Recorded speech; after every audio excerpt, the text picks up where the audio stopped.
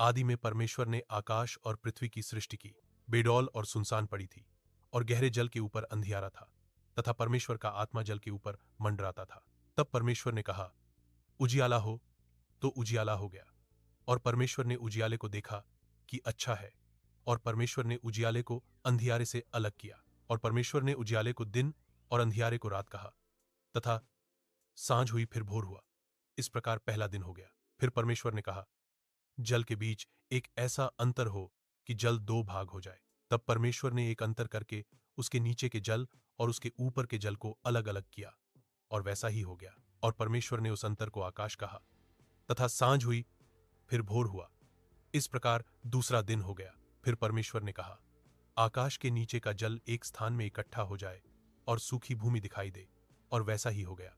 और परमेश्वर ने सूखी भूमि को पृथ्वी कहा, तथा जो जल इकट्ठा हुआ उसको उसने समुद्र कहा।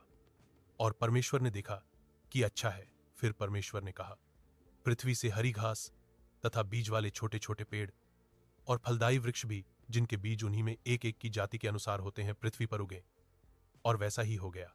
इस प्रकार पृथ्वी से हरी घास और छोटे छोटे पेड़, जिनमें अपनी अपनी जाति के अनुसार बीज होता है, और फलदायी वृक्ष, जिनके बीज एक एक की जाति के अनुसार उन्हीं में होते हैं, उगे। और परमेश्वर ने देखा कि अच्छा है। तथा सांझ हुई फिर भोर हुआ। इस प्रकार तीसरा दिन हो गया। फिर परमेश्वर ने कहा, दिन को रात से अलग करने के लिए आकाश के अंतर में ज्योतियां हों, और वे चिन्हों और नियत समयों और दिनों और वर्षों के कारण हों, और वे ज्योतियां आकाश के अंतर में पृथ्वी पर प्रकाश देने वाली भी ठहरें, और वैसा ही हो गया। तब परमेश्वर ने दो बड़ी ज्योतियां बनाईं। उनमें से बड़ी ज्योति को दिन पर प्रभुता करने के लिए, और छोटी ज्योति को रात पर प्रभुता करने के लिए बनाया, और तारागण को भी बनाया। परमेश्वर ने उनको आकाश के अंतर में इसलिए रखा कि वे पृथ्वी पर प्रकाश दें, तथा दिन और रात पर प्रभुता करें, और उजियाले को अंधियारे से अलग करें। और परमेश्वर ने देखा कि अच्छा है। तथा सांझ हुई फिर भोर हुआ। इस प्रकार चौथा दिन हो गया। फिर परमेश्वर ने कहा, जल जीवित प्राणियों से बहुत ही भर जाए, और पक्षी पृथ्वी के ऊपर आकाश के अंतर में उड़े। इसलिए परमेश्वर ने जाति जाति के बड़े बड़े जल जंतुओं की और उन सब जीवित प्राणियों की भी सृष्टि की, जो चलते फिरते हैं, जिनसे जल बहुत ही भर गया। और एक एक जाति के उड़ने वाले पक्षियों की भी सृष्टि की। और परमेश्वर ने देखा कि अच्छा है। परमेश्वर ने यह कहकर उनको आशीष दी, फूलो फूलो और समुद्र के जल में भर जाओ, और पक्षी पृथ्वी पर बढ़ें। तथा सांझ हुई फिर भोर हुआ। इस प्रकार पांचवां दिन हो गया। फिर परमेश्वर ने कहा, पृथ्वी से एक एक जाति के जीवित प्राणी, अर्थात घरेलू पशु और रेंगने वाले जंतु, और पृथ्वी के वन पशु जाति जाति के अनुसार उत्पन्न हो, और वैसा ही हो गया। इस प्रकार परमेश्वर ने पृथ्वी के जाति जाति के वन पशुओं को, और जाति जाति के घरेलू पशुओं को, और जाति जाति के भूमि पर सब रेंगने वाले जंतुओं को बनाया।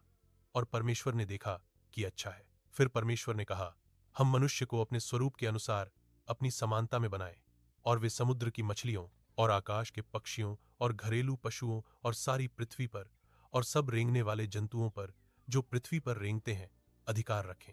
तब परमेश्वर ने अपने स्वरूप में मनुष्य को रचा। अपने ही स्वरूप में परमेश्वर ने मनुष्य की रचना की। नर और नारी के रूप में उसने मनुष्यों की सृष्टि की। और परमेश्वर ने उनको आशीष दी, और उनसे कहा, फूलो फूलो और पृथ्वी में भर जाओ, और उसको अपने वश में कर लो, और समुद्र की मछलियों तथा आकाश के पक्षियों और पृथ्वी पर रेंगने वाले सब जंतुओं पर अधिकार रखो। फिर परमेश्वर ने उनसे कहा, सुनो, जितने बीज वाले छोटे छोटे पेड़ सारी पृथ्वी के ऊपर हैं, और जितने वृक्षों में बीज वाले फल होते हैं, वे सब मैंने तुमको दिए हैं, वे तुम्हारे भोजन के लिए हैं। और जितने पृथ्वी के पशु और आकाश के पक्षी और पृथ्वी पर रेंगने वाले जंतु हैं, जिनमें जीवन का प्राण है, उन सब के खाने के लिए मैंने सब हरे हरे छोटे पेड़ दिए हैं। और वैसा ही हो गया। तब परमेश्वर ने जो कुछ बनाया था सबको देखा, तो क्या देखा कि वह बहुत ही अच्छा है।